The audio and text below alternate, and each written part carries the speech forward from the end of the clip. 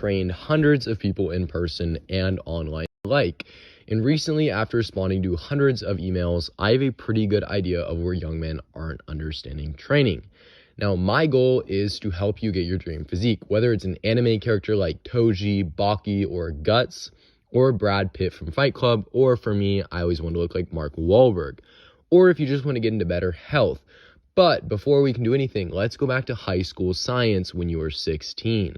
And, well, nobody actually dissected frogs, but we're going to go through what an experiment structure looks like, which will be highly relevant to training. But listen, I'm not going to make this boring because that would suck. So we're going to use a social experiment to get our concepts across. Let's say you want to figure out how people react when you yank your pants off in public.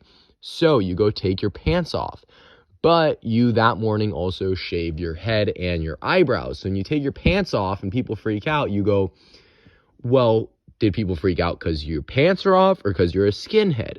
Now let's take it a step further. You shave your head and eyebrows and you slice your hand off and you're gushing blood everywhere.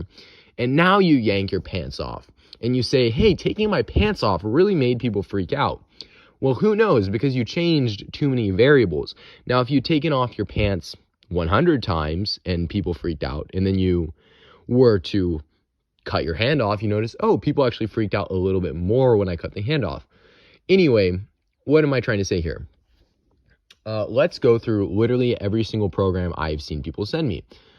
It's almost always a push, pull, legs, or some close variation, maybe a shoulder day also. And they have a laundry list of exercises.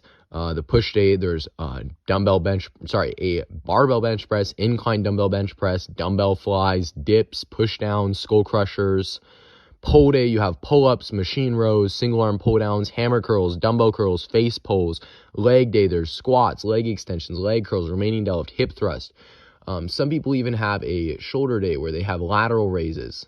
Then they have iso lateral raises. I don't even know what that means. And then dumbbell overhead press and so on. Hopefully you're seeing my point, which is you have no metric to tell what is actually causing you to make gains. Since let's just take chest as an example. You're doing 3 to 4 different exercises with no baseline. You've never just done one exercise and seen what works. So we're going to change those 3 to 4 variables into one variable by only having one exercise for each body part on a training day. So for chest, you might have bench press or flies, not both, one or the other. For biceps, you do curls and so on. Now, you know what is actually causing you to make gains, because if you progress on bench press, you know that your 3 sets of bench press twice a week is causing you to progress on bench press. Now, are you going to add 1 to 2 more exercises with 3 sets each when you stop making progress? No. There are 3 things you're going to do when you stop making progress. The first is to add 1 set. Let's say you're doing 5 overall sets a week for your chest and you stop making progress on your exercise, let's say bench press.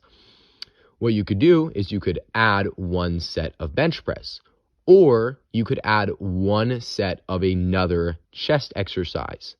Both those have a controlled variable. If you add more than 1 set, you no longer know what's helping you make gains. Now, a alternative to that is to, instead of adding volume, you can change the variation. So you have 3 sets of bench press. Now you switch it to 3 sets of incline dumbbell bench press. Now you don't want to change the volume in this situation because now you don't know what's causing you to make gains. Is it changing the variation or is it changing the volume? We always want to make sure we know what is causing our progression to continue. We don't want to change more than 1 variable at a time. Now, since you will inevitably be doing a lot less exercises, and as you should, I recommend switching to an upper-lower training split, since you're basically going to have 1 exercise for chest, back, shoulders, biceps, triceps, and you're going to want to train each twice a week still, doing about 2 to 3 sets for each body part those training days. I recommend just putting them all in one day, and then for the upper body days, superset everything. You can do biceps with triceps and chest with back. Now, it will not impede performance, and the way you do it is you essentially do, let's say, your biceps and triceps. You do your bicep exercise. You take 10 to 20 seconds to get set up on your tricep exercise. Then you're going to rest about 1 to 2 minutes, write out everything you did. That's very important. The only way you're marking progress is by first off writing out what you're doing, and second off recording what you're doing. And then you do the same for chest and back. And then on leg days, you're not going to superset. Now, I recommend starting with 2 upper and 2 lower body days, and then maybe 4 to 5 sets for each body part. And you can add 1 set at a time or do any of those other progression methods as we talked about. And I promise you, you will make substantially more progress on this model and actually know what's causing you to make progress instead of just kind of blindly searching for a needle in a haystack, wondering what's actually causing you to progress by getting rid of all this junk volume in your program. I myself have been training for like 7 years at the barbell, and I only need 6 to 8 sets a week for each muscle group. And I don't need to rotate variations even that often. But when I do, or when I add a set of an exercise, I know exactly what's causing me to make gains, which is really nice. So in this situation, less is a lot more.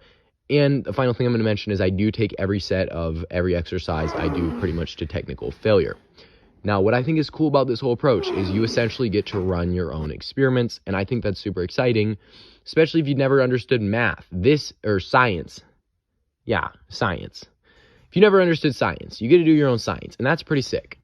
Now, if you have no idea where to start, you're completely lost, you have no idea how to write this out, I have put a very beginner program in the description for someone who's never touched a weight and wants to be introduced to barbell lifting. And unlike many lifters who offer beginner programs, I have actually directly coached people who've never touched a weight before. I've had them live in my house and oversaw all their barbell training sessions, and had to pretty much completely reform my view of what someone who has never lifted can do.